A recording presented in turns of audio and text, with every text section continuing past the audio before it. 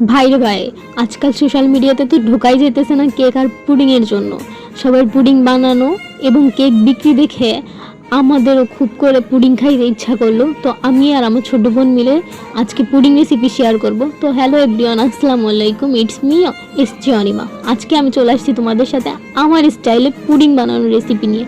First of all আমি এখানে একটা বোল নিয়ে নিছি যেটাতে আমি পুডিংয়ের ব্যাটারটা গোলাবো। তো এখানে আমি 4টা ডিম ভেঙে নিয়েছি, তারপরে হচ্ছে আমার পরিমাণ মতো স্বাদ অনুযায়ী চিনি দিয়েছি। তোমরা তোমাদের টেস্ট অনুযায়ী চিনি দিয়ে দিবা। তারপর আমি দিয়ে দিয়েছি কনডেন্স মিল্ক। আমার ঘরে হচ্ছে ভ্যানিলা এসেন্স না থাকা আমি সামান্য পরিমাণে একটু লেবু চিপে দিয়েছি। তারপরে দিয়ে দিয়েছি গুঁড়ো দুধ এবং হালকা একটু লবণ। তো সবগুলো উপকরণ দেওয়ার পরে আমি হচ্ছে ব্যাটারটা গোলায় নিব।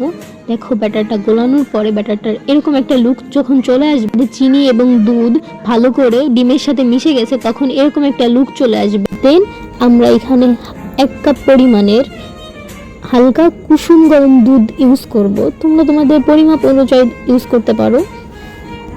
দুধ দেওয়ার পরে আমরা ডিমের সাথে দুধের পরিমাণটা খুব ভালো করে মিশিয়ে নিব, যাতে করে পুডিংটা খুব ভালোভাবে জমে। এটা ভালো করে মেশানোর পরে এখন আমরা পুডিংটা বসাবো। গাইস, আমি আগে থেকে হচ্ছে ক্যারামেলটা তৈরি করে রেখেছিলাম, এই কারণে তোমাদের সাথে ভিডিওর ক্লিপটা শেয়ার করতে পারিনি। তো এখন আমি একটা ছাঁকনির সাহায্যে আমার ডিম এবং দুধের যে মিশ্রণটা, যে ব্যাটারটা আমি বানিয়েছিলাম পুডিংয়ের জন্য, সেটা ভালো করে ছেঁকে আমার এই ক্যারামেলের বাটিতে বসিয়ে দেবো, যেটাতে আমি পুডিংটা বসাবো। তো ছেঁকা শেষ করে ভালো করে পুডিংয়ের বাটিটা ঝাঁকিয়ে তারপরে ঢাকনা দিয়ে ঢেকে দেবো।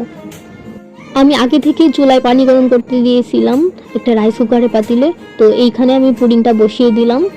দেওয়ার পরে ঢাকনা দিয়ে ঢেকে এখন হচ্ছে আমি গ্যাস অন করে দিছি। হাতে গুনে তোমরা 40 থেকে 50 মিনিট রাখার পরে দেখবা তোমাদের পুডিংটা রেডি। গাইস দেখো, এটা আমার ফাইনাল লুক পুডিংয়ের।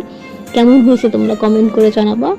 তো আমার বোন, আমার ফ্যামিলি সবাই বলছে খুব মজা হয়েছে। তোমরাও চাইলে আমার স্টাইলে ট্রাই করতে পারো।